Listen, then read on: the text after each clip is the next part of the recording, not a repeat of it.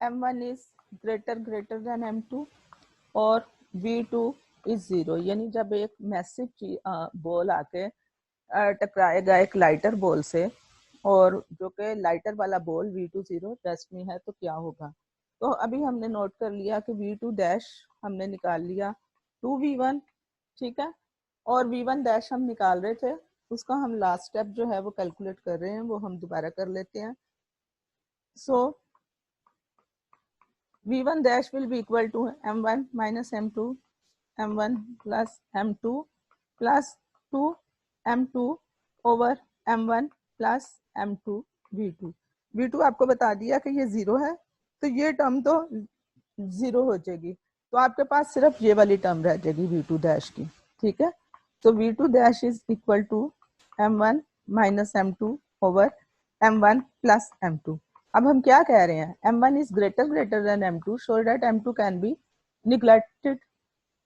तो ये M2 neglect कर दो तो क्या रह जाएगा आपके पास, इनटू V1 भी है यहाँ पे, ठीक है, यहाँ पे V1 भी है, वो मैंने लिखा है।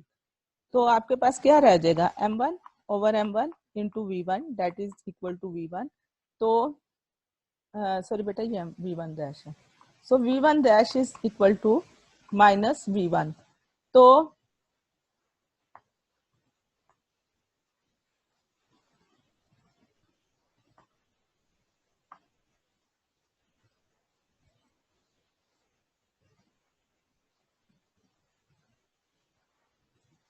ठीक है, V1 डैश जो है वो माइनस V1 हो गया। तो इसका मतलब ये है कि अगर M1 ग्रेटर देन M2 हो और V2 0 हो तो बॉल 1 जो है उसकी वेलोसिटी आफ्टर कुलियन वही होगी, लेकिन वो जो है उस V1 के साथ मूव करेगा, ठीक है, ये माइनस नहीं है प्लस।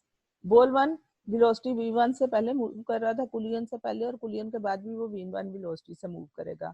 हाँ, चूंकि बॉल 1 हैवी है और एक लाइटर बॉल से टकरा रहा है बॉल M2 से जो लाइटर है, तो जब ये उससे टकराएगा तो जो बॉल 2 है ना वो ट्वाइस ऑफ V1 से आगे को मूव करेगा, यानी जो वेलोसिटी बॉल M1 की कुलियन से पहले थी उसकी ट्वाइस, यानी अगर 3 मीटर पर सेकंड थी तो बॉल जो V2 डैश है बॉल M2 है वो आफ्टर कुलियन 6 मीटर पर सेकंड के साथ जो है वो मूव करेगा, ठीक है। ये तो आपका मैंने बता दिया केसेस। अब हम जरा ना डायग्राम्स भी देख लेते हैं, ठीक है। तो डायग्राम्स के लिए यहाँ पे इसको डिस्कस करना हमने दिस वन, ठीक।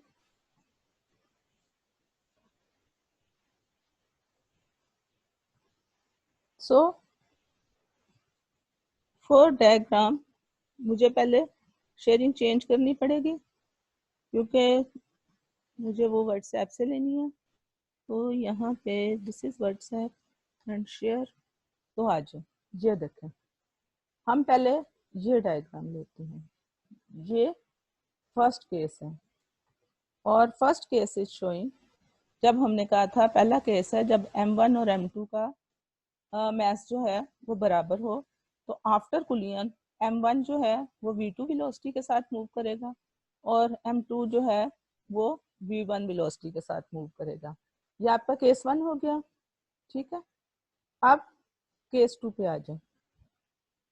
This is one, this. अब जरा देखें यहाँ केस 2 क्या है। केस 2 हमारा केस 2 है जब M1 is equal to M2 and V2 0, यही है ना। तो उस केस में ये देखें M1 और M2 बराबर, V1 की वेलोसिटी V1 है और V2 को 0 शो किया हुआ है।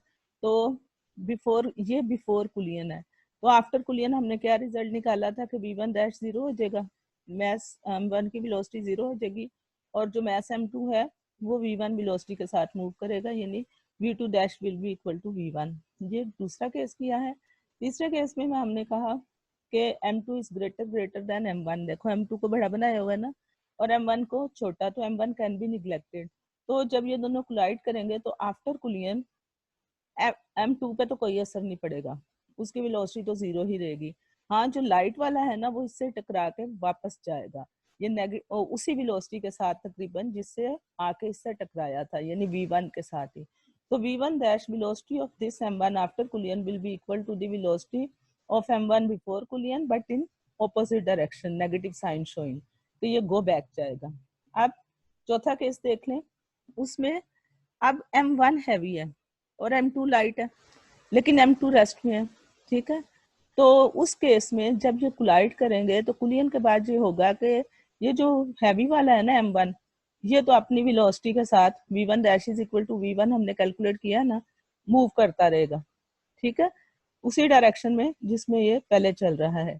और v1 डैश v2 डैश जो बॉल 2 है date is twice of v1, इसकी ट्वाइस वेलोसिटी के साथ, ये तो उसी वेलोसिटी के साथ चलेगा। फर्ज करो ये 3 मीटर पर सेकंड के साथ अगर चल रहा है तो ये 3 मीटर पर सेकंड के साथ ही चलता रहेगा आफ्टर कुलियन। लेकिन ये वाला लाइट वाला बॉल 6 मीटर पर सेकंड यानी इसकी ट्वाइस वेलोसिटी के साथ मूव करना शुरू कर देगा, ठीक है। ओके गर्ल्स, अल्लाह हाफिज।